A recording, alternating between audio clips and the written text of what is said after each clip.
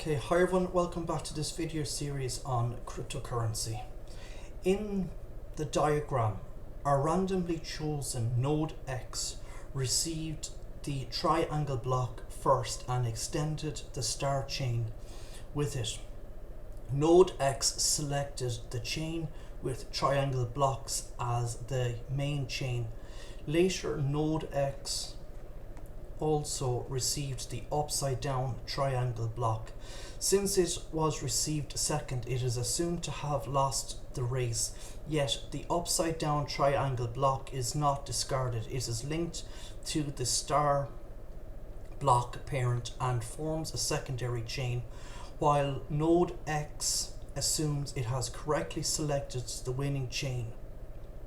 It keeps the losing chain so that it has the information needed to reconverge if the losing chain ends up winning. On the other side of the network, node Y constructs a blockchain on its own perspective of the sequence of events.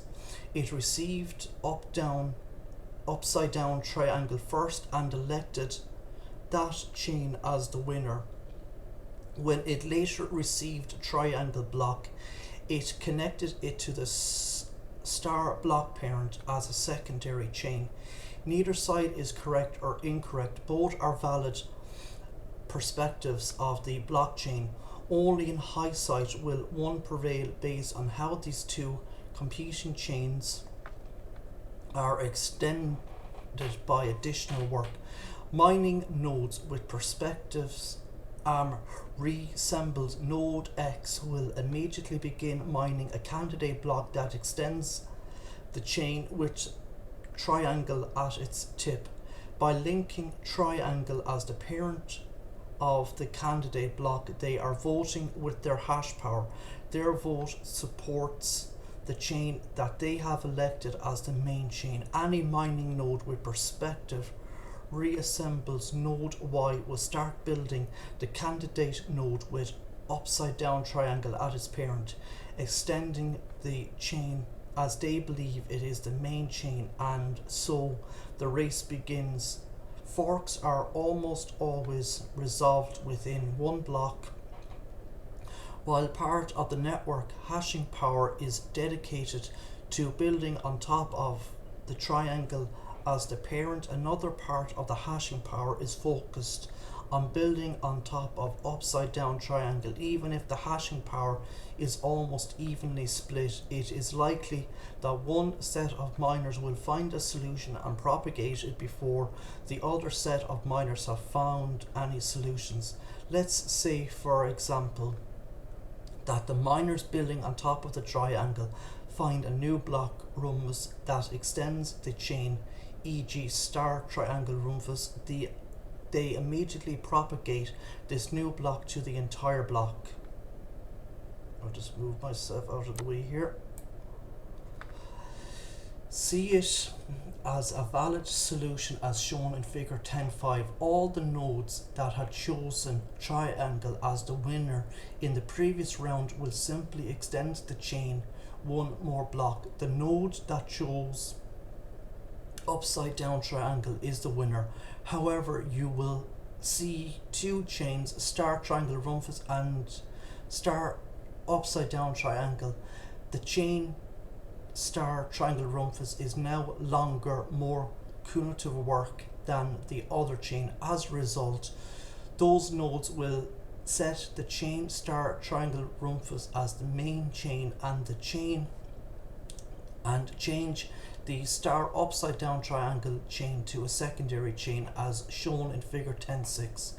This is chain reconvergence because the nodes are forced to revise their view of the blockchain to incorporate the new evidence of a longer chain. Any miners working on extending the chain star upside down triangle will now stop that work because their candidate block is an orphan as its parent upside down triangle is no longer on the longest chain. The transactions within upside down triangle are reinserted in the mempool for inclusion in the next block because the block they were in is no longer in the main chain.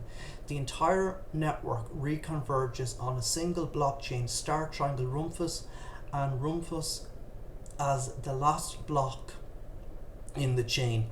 All miners immediately start working on candidate blocks that reference Rumpus as their parent to extend the star triangle Rumpus chain.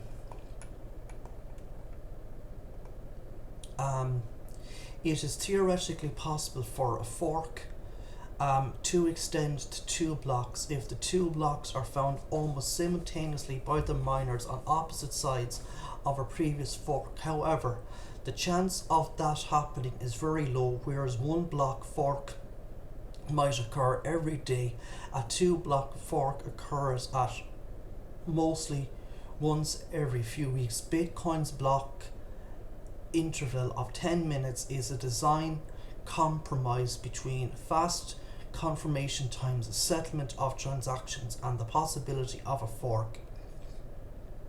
A faster block time would make transactions clear faster but lead to more frequent blockchain forks, whereas a slower block time would decrease the number of forks but make settlement lower.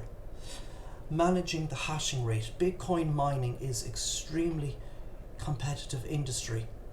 The hashing power has increased exponentially every year of Bitcoin's existence. Some years of the growth have reflected the complete change of technology, such as in 2010, many of the miners switched from using CPU mining to GPU mining and field programmable gate array FPGA mining.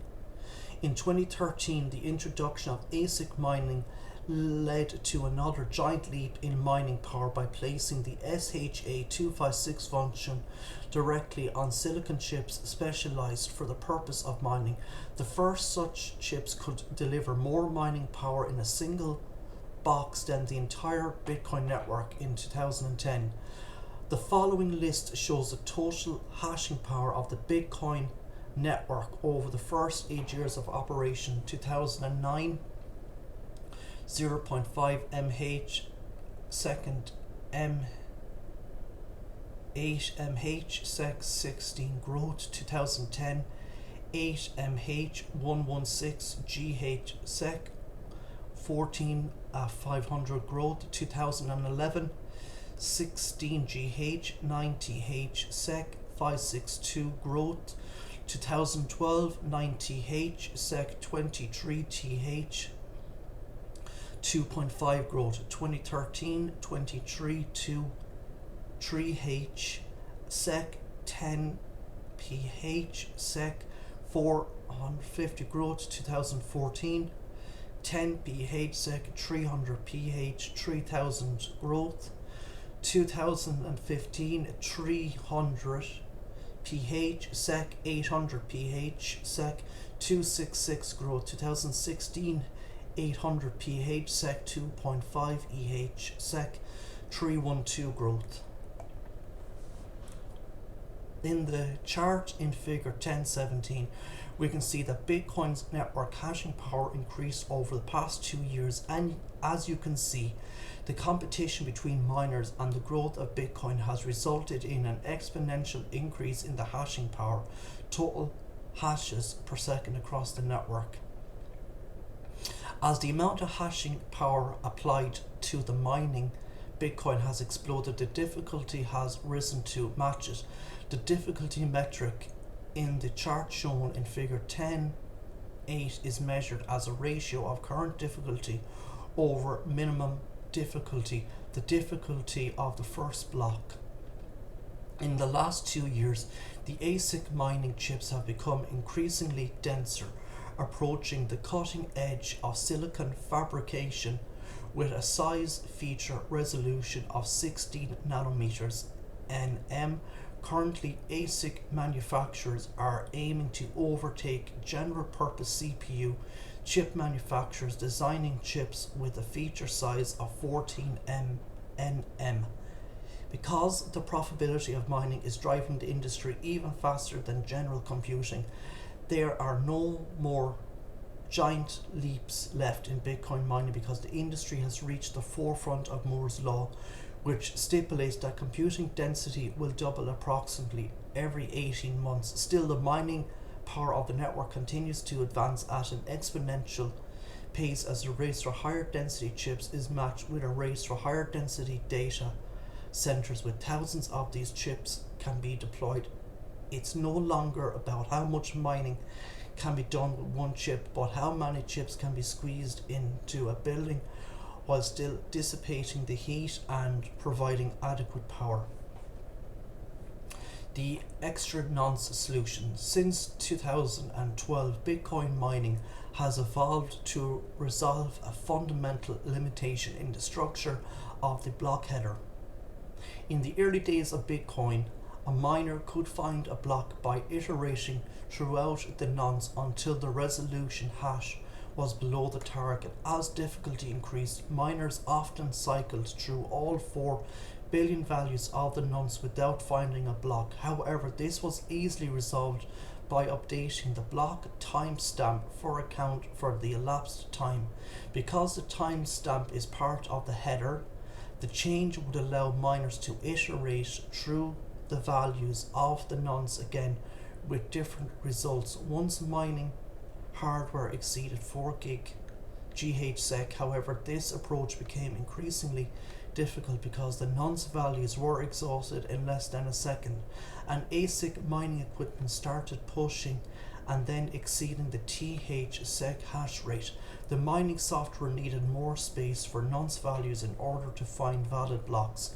The timestamp could be stretched a bit, but moving it too far into the future would cause the block to become invalid.